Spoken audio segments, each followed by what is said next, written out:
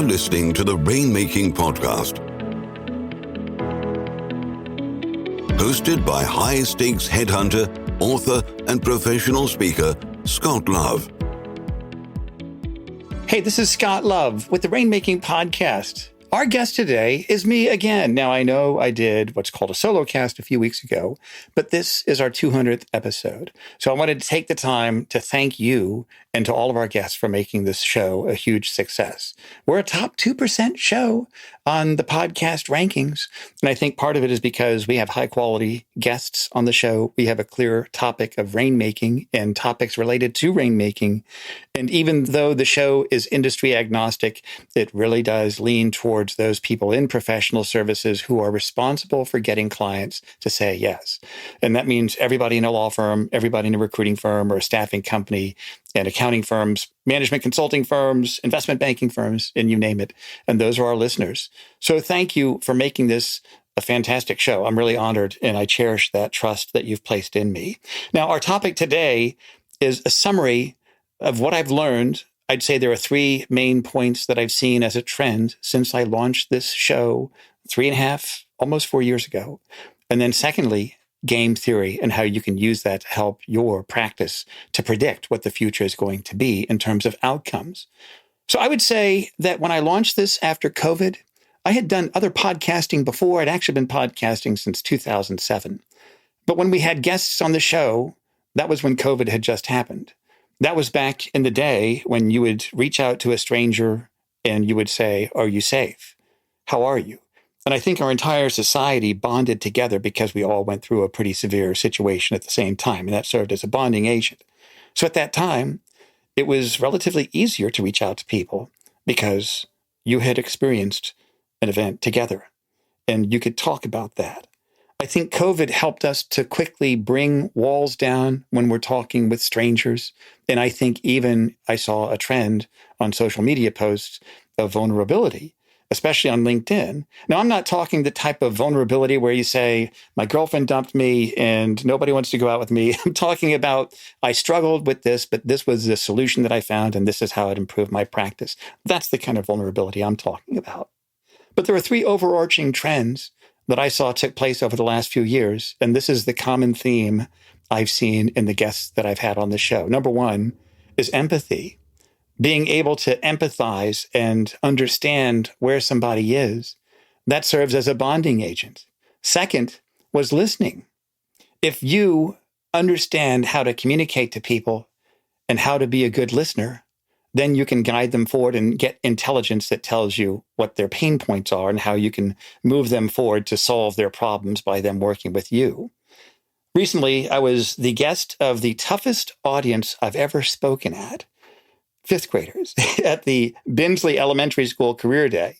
I did 3 different sessions of about 25 to 30 fifth graders talking about what is it like to pursue a career in business development or sales. And I talked about the key to success is to use your ears and your mouth in the proportion that you have them. How many ears do you have? 2, they said. How many mouths do you have? 1. You should use it in that relationship, in that ratio. Listen twice as much than what you say. I even was telling a group of people I was training on client development an example of how I use this to kind of get to know somebody. I was at a party and I met a professional there, and he and his wife, they were talking with my wife and I. And the husband and I, we kind of walked off to the side so we could kind of get to know each other a little bit better. And he was a physician. He worked in plastic surgery. And sometimes I'll kind of play a game when I make a new friend. And I'm going to ask them questions, not to be intrusive, but just to get to know them and see how long does it take for them to ask a question about me. And I think that if you're in sales or business development, you know that this is a good skill to develop, getting to know people. Where do you live? How long you lived there? How many kids do you have? How old are your kids? What schools are they in? How'd you get into your profession? What are some of the things that you've seen are different now since COVID? Has that helped you? What's kind of your niche within your profession? And 20 minutes later, he had to go. He didn't ask a single question, and he shook my hand. He said, "I've really enjoyed getting to know you." And that's how listening is. It can serve as a bonding agent. And when you listen and you empathize, that helps us to move the relationship forward. The third thing I've seen that's been a big change is that information is everywhere and business is hyper competitive. I spoke at a conference recently in the staffing industry, And I was kind of working the room during my presentation. Tell me about business. Oh, it's tough. It's so tough. I said, well, I thought there was an increase in demand for talent. Absolutely. It's off the chart. People are looking for people. And I said, well, isn't that what you want? And they said, no, it's harder. Why is that? Because there's increased competition. And this lends me to the third point of distinction. So number one, empathy. Number two, listening. Number three, distinction. How can you show distinction in what you are all about? How does that distinction help you to become successful in selling your services? Recently, I was talking with someone that was in the recruiting industry, and he was struggling to find his way to get new clients because it's hyper competitive. And I said, well, what's unique about you? What's the first thing you can think of that's different about you? I used to be a professional tennis player. Tell me about that. I said, there is a line of opportunity associated with that. Because you used to be a professional athlete, you perform at a high level, which means that you know how to focus, you know how to achieve results, and you know how to deliver. I said, you can use that distinction as a reason to help people see that you are the one they should work with. The question I have for you is, what's distinct about you? What can you say about yourself that nobody else can say about themselves? And I'd be willing to bet that there is a line of a narrative that we can develop from that, which we can pull forward and use that as a way to bond with people. And I'll tell you this, people like people who are interesting and a little bit different. If everybody's all the same, it's just not interesting. Oh, wow, that's different. You're a professional athlete. Tell me about that. It's a way that you can bring the walls down and kind of break the ice, so to speak. And when I was at Bindsley Elementary, I told them, this is how you sell. You ask questions. I gave them examples of that. And one of the things we talked about was breaking the ice. How do you make a friend? And I even had one of the kids come up to the front of the class. We had kind of a role play about breaking the ice. How do you make friends with a stranger? Talk about the weather. Talk about current events. Oh, it sure is hot today. Did you see the ball game last night? And I talked about how in sales and client development, it's about developing effective people skills.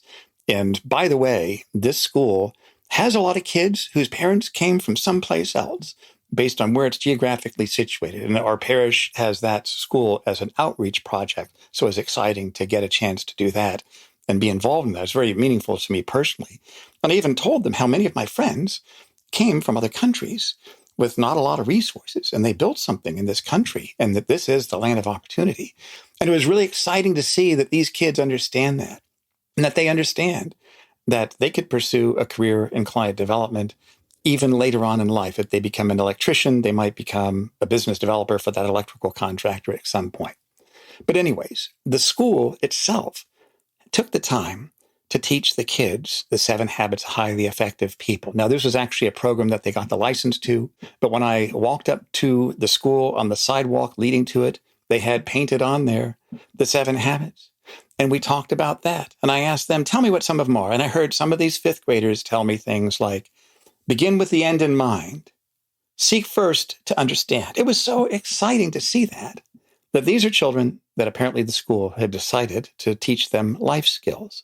And those are the things that I think make someone successful in anything that they do. So getting back to client development, well, 3 things that I've seen are the changes and the trends in being able to develop empathy with people, the need to listen more, and if you're in a competitive industry, what can you say that nobody else in the industry can say? What is that distinction? This is something I've even brought to my legal search practice. Sometimes when I meet with a law firm leader, I'll start with that. Tell me things that your firm can say about itself that nobody else can say about themselves. And you can't use the word culture because everybody's got great culture. That's table stakes now. Everybody has it. And sometimes you would think that I've asked for a moment of silence when I ask that. But it forces them and me to get creative to find that narrative that is truly distinct. That is something that's going to get the attention of people. By the way, read the book, Pitch Anything by Orem Claff. He talks about how you have to have something shiny, something new, something different to get people's attention. And that's a good way to start with that. So that's one trend that I've seen. Empathy, listening, and distinction, or 3 trends, actually. Now, let me switch gears for a little bit and talk about a recent concept that I developed for another recruiting firm. Now, my core business is to recruit partners for law firms, especially corporate and private equity for big firms in major markets. But I also like speaking to groups on business development, especially recruiting groups. And some of the recruiting firms are just amazing with how they invest resources within their people. There's one group I helped to develop a concept of measuring key performance indicators. Those are the variables that lead to the outcomes we want. And it's important to gamify it. Now, I used to be a card-counting blackjack player mentored by alumni of the MIT blackjack team years ago. But what that taught me, and I don't gamble anymore, what that taught me was that business is a game. And if we can make it a game, we're going to be more effective in our decision-making. We're going to be more effective in our execution, and it's going to take the sting out of disappointment.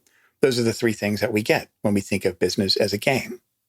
So what I did was, because their whole focus was to increase business development effectiveness among their people. And some of them had never been in any sort of client development role before. So we looked at what are the key actions that lead up to getting a new client. And I created a point system for it. Now, I got this idea years ago from Tony Bruno, a trainer married to Barb Bruno in the recruiting industry. He had what he called the 140-point system, and I used that every day, and that helped me to become successful. So I give a nod and recognition to Tony for his work. This is something that inspired me over the years to come up with different variations of that for my own performance. But I did that for this other group, where the goal is to make 100 points a day, and we're going to have different actions that lead up to the end result. For example, getting a signed agreement back from a client, that's worth 30 points. But getting a referral is worth 15 points. Wait a minute. Why is getting a single referral worth half the price of getting an agreement back, or half the value? Well, that's because each referral is so valuable, because that could lead you to new opportunities. So if you set a goal to get a certain number of points, say 100 points every day, what are the actions that you can take to lead up to that? I'd recommend writing out all the inputs that lead up to it, assigning a point value, and then track it and see what sort of success it leads to in terms of your business development efforts. Now, in some professional services firms, this isn't going to be effective. In others, boy, you could create a whole system like this. And in fact, if you're interested in getting an example of what I've created, something that I've created for my own use, feel free to email me, scott@attorneysearchgroup.com, and mention the 100-point tool, and I'll send that to you. No charge, just a gift. I wanted to help you with that. So think of the actions that lead up to the end result. How can you gamify that?